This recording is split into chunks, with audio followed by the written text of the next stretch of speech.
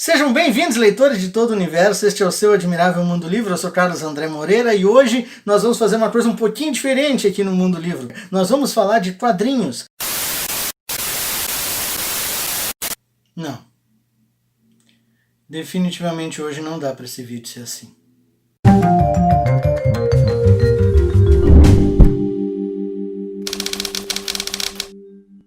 Bem-vindos, meus amigos leitores. O vídeo dessa semana vai ser um pouco diferente, mais cru. Na verdade, eu nem pretendia, no vídeo dessa semana, fazer nada sobre o dia 20 de novembro, o Dia da Consciência Negra, por 3 motivos. O primeiro é que faz bem pouco que eu fiz um vídeo sobre 3 grandes autores contemporâneos negros falando sobre a experiência de ser negro no Brasil. Inclusive deve aparecer em algum lugar aqui em cima uma nota a respeito disso. O segundo motivo é que quanto mais adiante essa semana fosse avançando, mais eu ficaria distante dessa efeméride, e eu acho que eu sempre achei que não daria muito certo. E a terceira e mais importante é porque esse feriado ele não é um feriado meu, ele é um feriado da comunidade negra brasileira, para celebrar e lembrar a sua luta exaustiva para simplesmente viver em paz no Brasil, para lembrar a sua ancestralidade ultrajada pela chaga da escravidão. Ou seja, eu não achava que eu tivesse pitaco a dar nesse feriado em que não era meu lugar, digamos assim. Só que aí aconteceu algo que vocês a essa altura já devem saber. João Alberto Silveira Freitas, um homem negro de 40 anos, foi morto, espancado no estacionamento do Carrefour, um mercado aqui na minha cidade de Porto Alegre, nesta cidade em que eu vivo. E aí eu me dei conta de que não tinha clima para fazer um vídeo divertido sobre quadrinhos, que era a minha ideia, estrear falando de quadrinhos. Tem coisas que, por mais que a gente não queira ser repetitivo, elas precisam ser repetidas. A concessão que eu faço é que nós vamos continuar falando de quadrinhos nesse vídeo.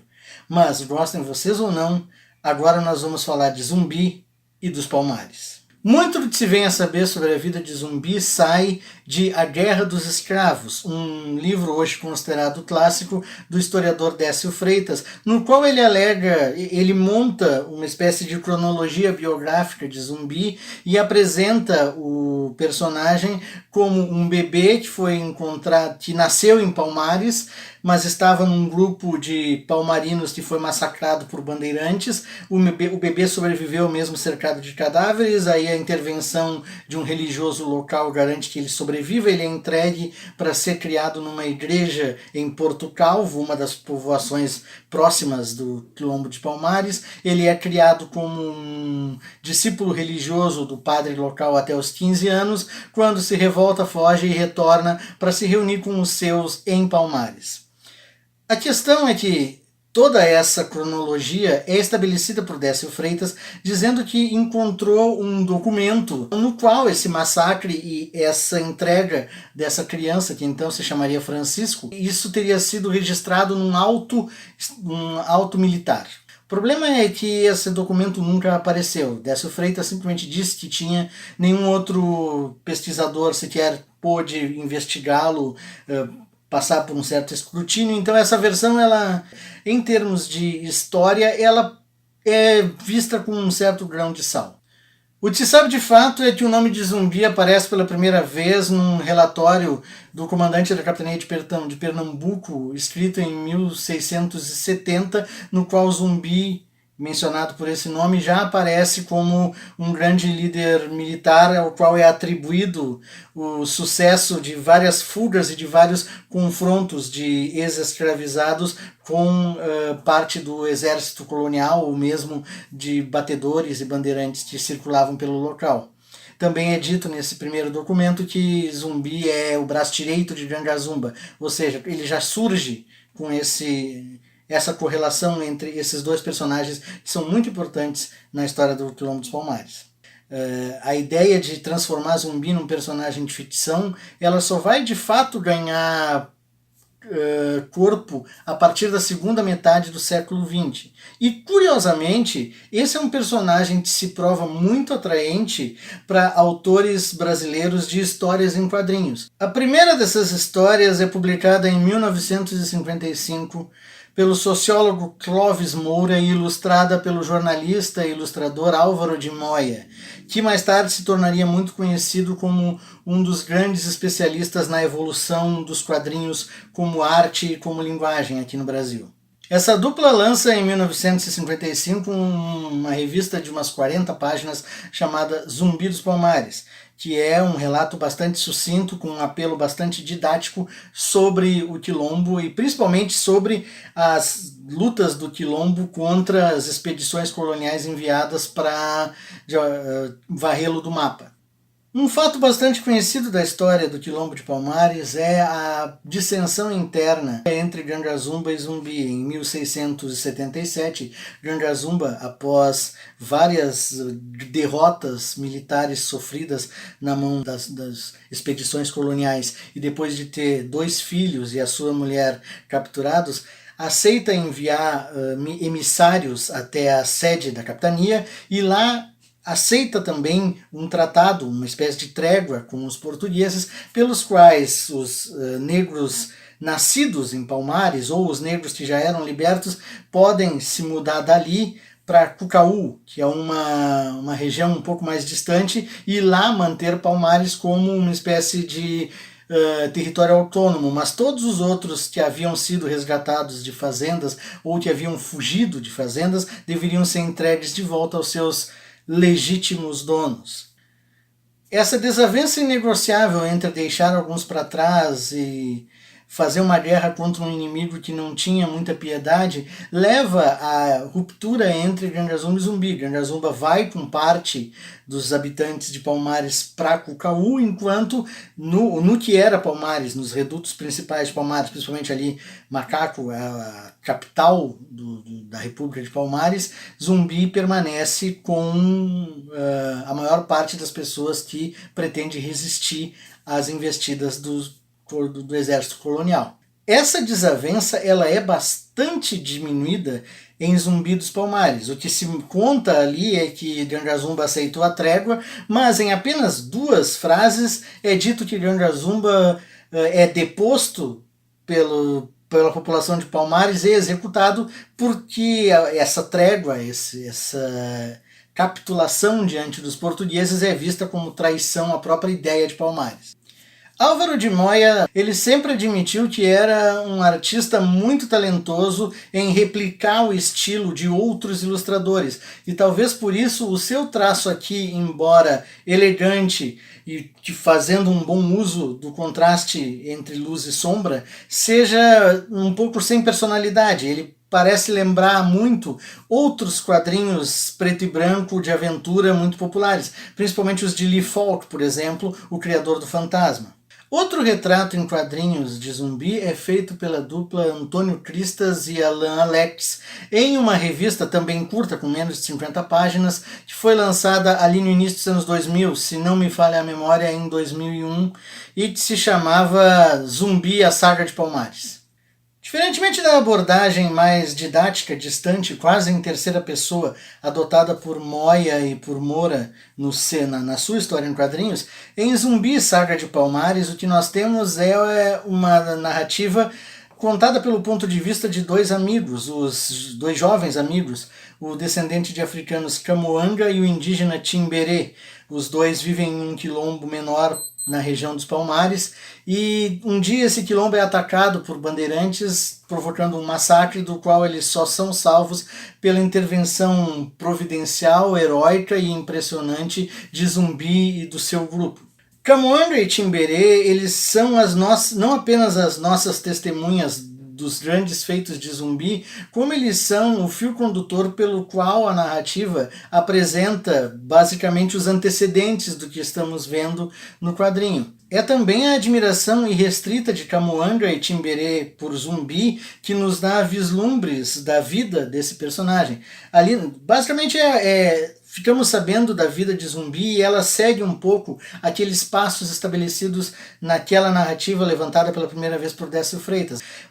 A própria forma como a narrativa retrata visualmente Zumbi é muito, curiosamente, dado que o livro foi produzido ali por 2000, 2001, curiosamente ele tem muita influência ainda do quadrinho mainstream norte-americano de aventura dos anos 90. Zumbi é desenhado como um homem portentoso, com cabelos compridos. Essa, inclusive, é uma representação visual que se afasta bastante da maioria das representações visuais que se tem de Zumbi. Ele é imbatível, é grande, forte, poderoso, talvez apenas em par com Ganga Zumba, que também é mostrado com esse tipo de imposição, porque no final das contas o que se está tentando aqui também é conseguir dar conta do aspecto mítico que ele tem, do seu aspecto simbólico como um guerreiro fundador de uma tradição. Agora, sem nenhuma dúvida, o livro mais ambicioso e mais artisticamente realizado a abordar Zumbi e Palmares em quadrinhos é Angola Janga, um épico escrito e desenhado por Marcelo de Salete.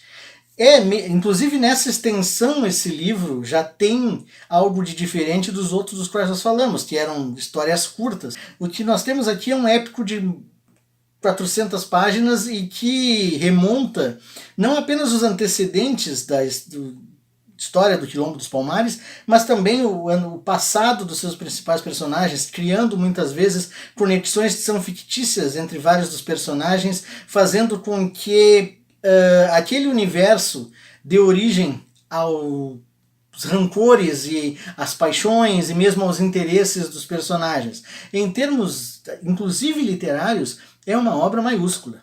O Quilombo dos Palmares foi fundado originalmente na Serra da Barriga, uma região muito fértil, cercada pelas palmeiras que viriam a dar nome ao lugar e que serviam não apenas para esconder e refugiar aquela localidade específica, como forneciam uma madeira que era usada nas construções, e muito provavelmente hoje é consenso entre os historiadores que, ao menos no seu início, o número de escravizados nascidos no Brasil, que compunha a sua população, era muito reduzido, o que explicaria esse nome de Angola Janga, dado que o chamado Complexo de Angola, que na época reuniria não apenas Angola como parte do Congo, provavelmente seria o lugar de origem da maioria desses escravizados que mais tarde fogem e formam essa comunidade.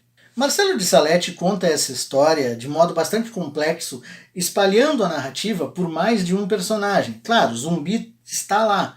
É mostrada a fuga dos pais de Zumbi, a emboscada que levou à sua morte e o menino é entregue aos cuidados da igreja em Porto Calvo e é criado como agregado e discípulo do padre da igreja local.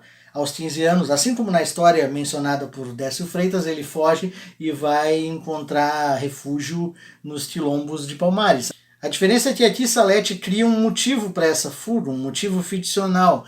Francisco, o futuro Zumbi, passa a ser alvo da perseguição implacável de um menino de engenho e do seu comparsa que pretendem submetê-lo a torturas cruéis porque não aceitam o fato de que ele, por não ter sido vendido como escravo, sim criado como livre dentro da igreja, não está em grilhões como os outros negros. Ele acaba ferindo gravemente um desses moleques e foge para buscar o refúgio no Quilombo dos Palmares.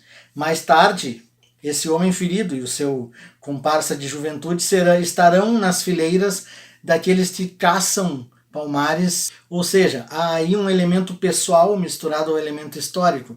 Esse personagem ele tem um motivo de vingança pessoal contra Zumbi. O traço de Salete ele também não busca tanto o realismo ou a representação mais realista que os outros dois quadrinhos que nós havíamos mencionado aqui buscam. Ele é mais estilizado, ele usa muito o fundo preto, as sombras, a tinta preta com vários efeitos, mas as figuras e muitas vezes os ambientes são desenhados com uma linha clara, fina, que dá muito espaço. A história é preto e branco, então há um jogo muito interessante entre muitas vezes as sombras projetadas pela mata, que são carregadas de de preto, ou mesmo vários delírios, sonhos e visões místicas que muitos dos personagens têm, e a forma absolutamente clara com que ele mostra os personagens, com que ele desenha essas figuras. O próprio uso de alguns personagens que num primeiro momento parecem aparecer e sumir para voltar no final mostra que tudo nessa narrativa foi pensado nos mínimos detalhes e que nada ali é gratuito. É uma leitura que eu não teria como recomendar mais. É uma leitura urgente que precisa ser feita por muita gente. Passados 3 séculos, Palmares continua no horizonte como uma utopia para o povo negro. É dilacerante pensar que hoje em dia ainda é uma utopia para o povo negro viver a mesma vida que um cidadão branco neste país inconsciente. Isso é um assunto que nós temos que pensar e nós temos que refletir. Este foi o seu Admirável Mundo Livro, num tom um tanto diferente hoje, porque talvez a gente precise acordar para algumas coisas. Deixe o seu comentário, deixe a sua sugestão. Vamos adiante. Acho que hoje o que a gente pode dizer é isso. Vamos adiante.